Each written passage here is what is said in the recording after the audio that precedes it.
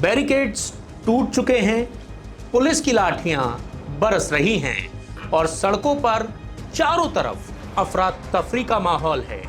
झारखंड की राजधानी रांची में जेपीएससी और जेएसएससी परीक्षा में धांधली के खिलाफ जब हजारों छात्र सड़कों पर उतरे तो विधानसभा का गेट भी उनका रास्ता नहीं रोक पाया।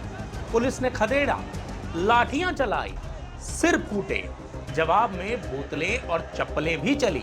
लेकिन इस पूरे बवाल के बीच सबसे बड़ा सवाल यह है कि आखिर देश का युवा सड़कों पर लाठियां खाने को मजबूर क्यों है। झारखंड के छात्रों के लिए क्या कहना चाहेंगे आप? झारखंड के छात्रों के लिए मेरा मैसेज क्लियर है। We condemn any violence against peacefully protesting students. Does not matter where it is happening, we condemn it, we are against it, we do not recommend it, we do not support it. We are very clear, कोई confusion नहीं हमारे mind में। Peaceful जब तक protest हो रहा है, उस प्रोटेस्ट को हिंसा से अटैक करना उसके खिलाफ है। माहौल तब और ज्यादा गर्मा गया जब लोकसभा के नेता प्रतिपक्ष राहुल गांधी खुलकर इन छात्रों के समर्थन में आ गए। अब ताज्जुब की बात देखिए, राहुल गांधी ने किसी विपक्षी राज्य की सरकार को नहीं बल्कि झारखंड में अपनी ही सहयोगी पार्टी जेएमएम कांग्रेस गठबंधन की सरकार को नसीहत दे डाली। उन्होंने साफ कहा कि छात्रों से तुरंत बातचीत की जाए और उनकी समस्याओं का हल निकाला जाए। अब सवाल उठता है कि जब अपने ही सहयोगी खुलकर कटघरे में खड़ा करना शुरू कर दें तो क्या सरकारों के कानों पर जूं रेंगना उनकी मजबूरी बन जाता है।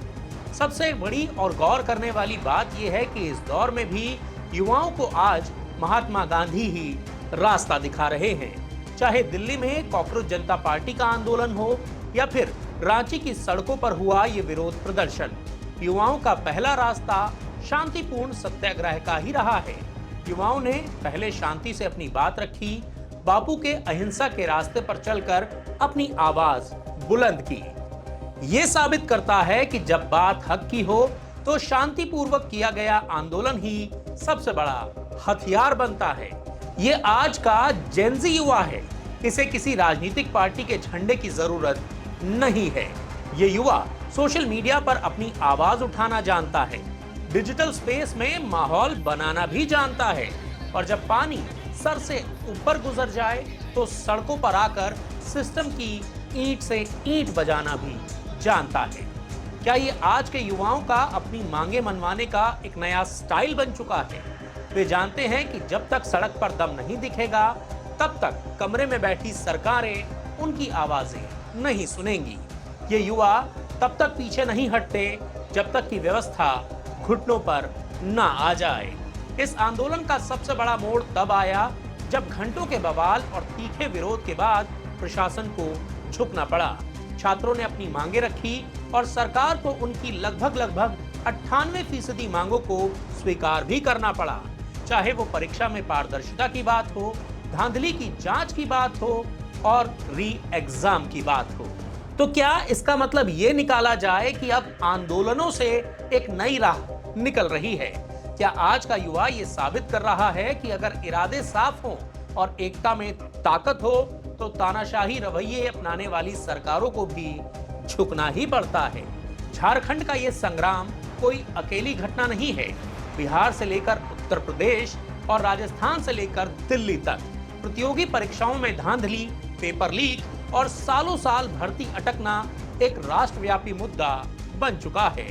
युवा सालों तक लाइब्रेरी के बंद कमरों में पसीना बहाता है और अंत में उसे मिलता है सिर्फ एक रद्द परीक्षा का नोटिफिकेशन। रांची की सड़कों पर दिखा ये गुस्सा इस बात का संकेत है कि अब देश का युवा चुप बैठने वाला तो बिल्कुल नहीं है। ये आक्रोश अब देश के कोने कोने में फैल रहा है। रांची के इस आंदोलन ने पूरे देश के युवाओं को एक संदेश दे दिया है कि अपने हक के लिए लड़ना बिल्कुल भी गलत नहीं है। अब देखना ये होगा कि क्या सरकारें इस चेतावनी से सबक लेंगी या फिर युवाओं का ये आक्रोश पूरे देश में एक नई राजनीतिक और सामाजिक क्रांति की आग को भड़का देगा।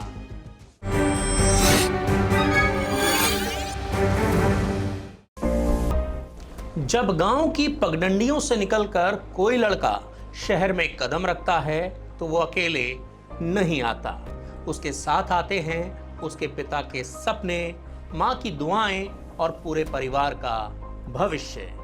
मऊ जिले का रहने वाला शुभम खरवार भी साल 2020 में लखनऊ आया था।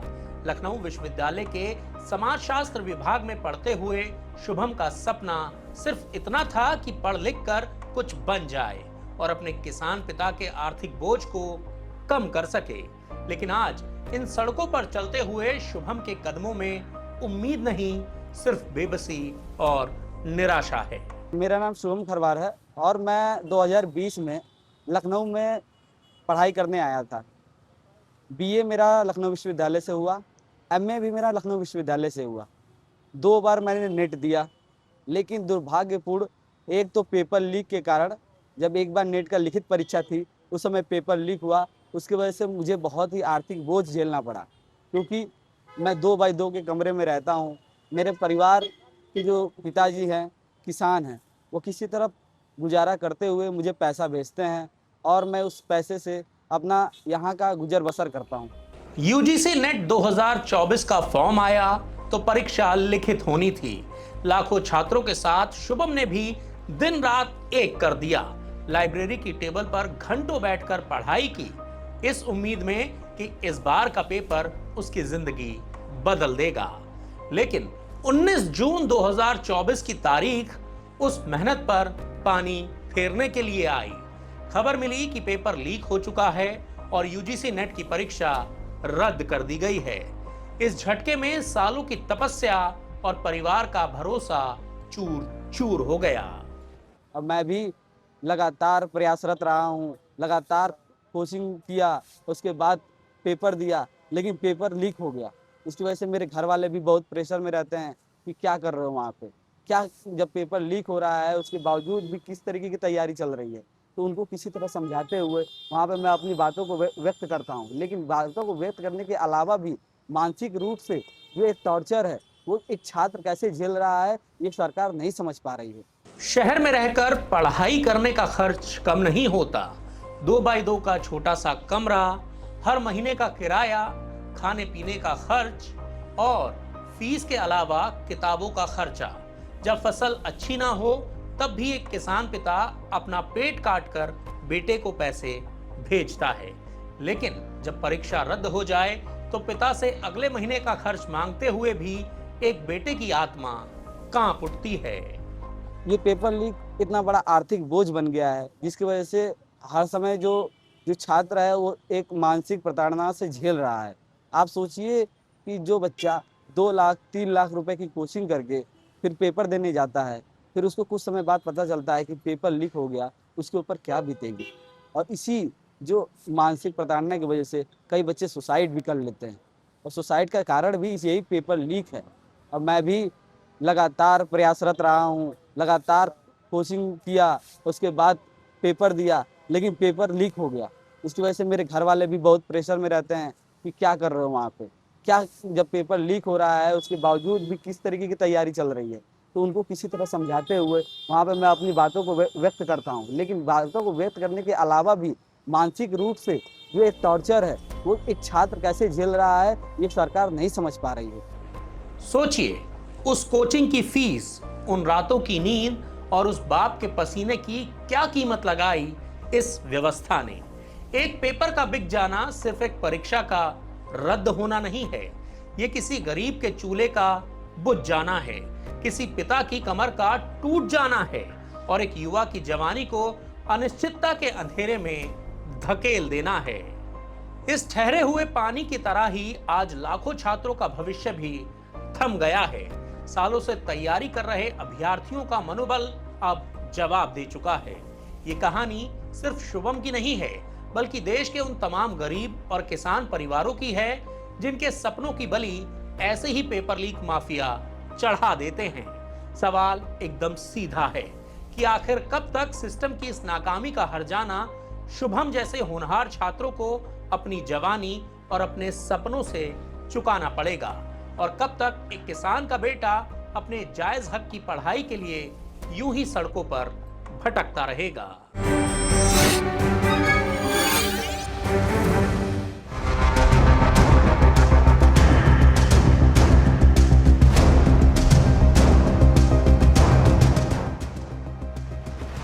बीएसपी के नेशनल कोऑर्डिनेटर आकाश आनंद ने हाथरस में चुनावी रैली की।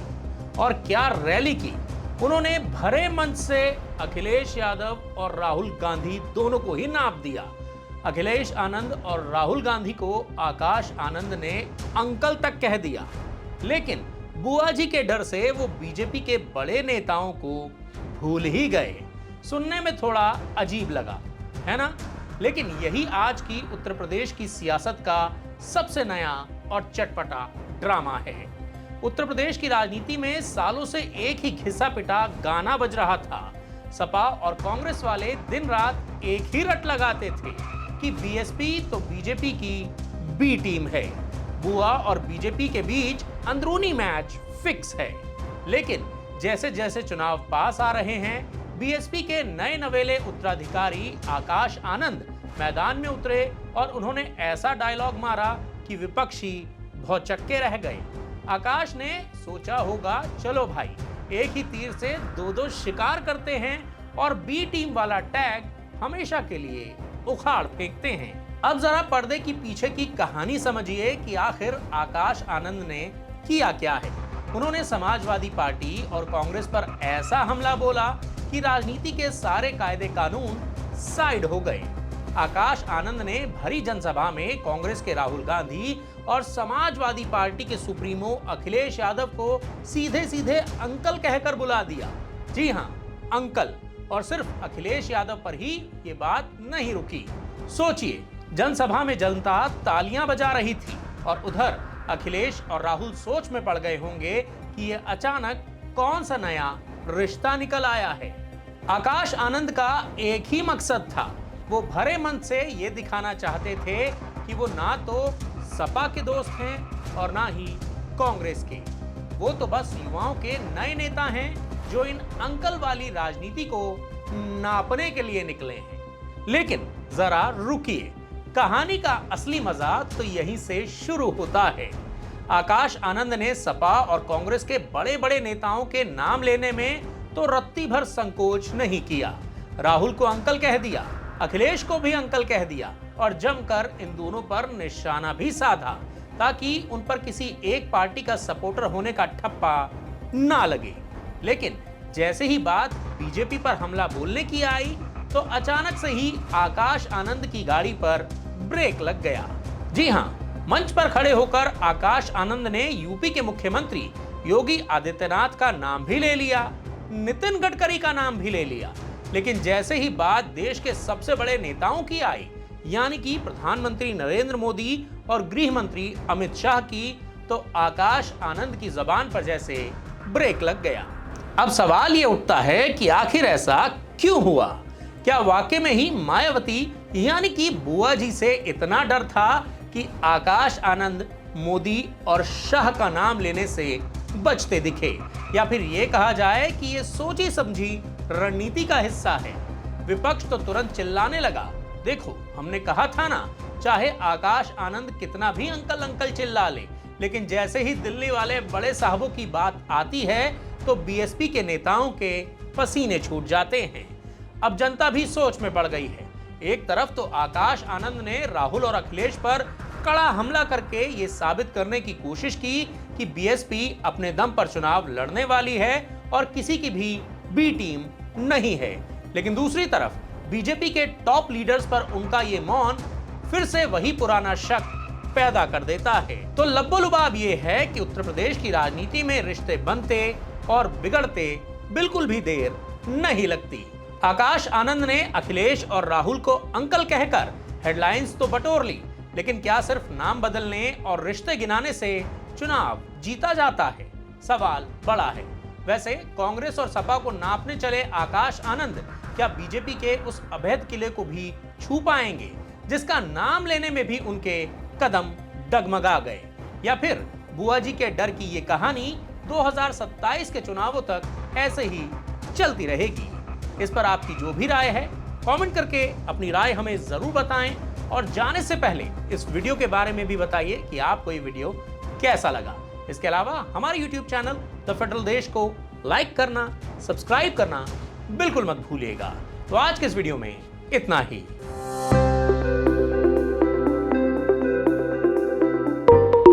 है।